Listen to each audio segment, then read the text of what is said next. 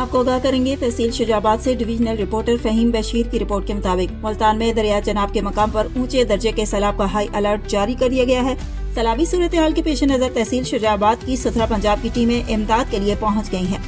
تحصیل شجاعت کی تمام 25 union council سے ڈیوو ویسٹ مینجمنٹ کمپنی کے سپروائزرز اور ورکرز تحصیل مینیجر منصور الرحمان کی ہدایت پر دریائے علاقوں میں رہائش پذیر شہریوں کی مدد کے لیے پہنچے ہیں تاکہ متاثرہ خاندانوں کو بروقت محفوظ مقامات پر منتقل کیا جا سکے۔ اس موقع پر ڈیوو ویسٹ مینجمنٹ کمپنی کی جانب سے مختلف اقدامات کیے گئے ہیں، جن میں متاثرین کے لیے کیمپ قائم کرنا اور لوگوں کو محفوظ مقامات پر منتقل کرنا اور ان کے محفوظ انخلاء کے لیے ٹریکٹر ٹرالیاں، لوڈر رکشے اور ڈیمپرز فراہم کرنا شامل ہے۔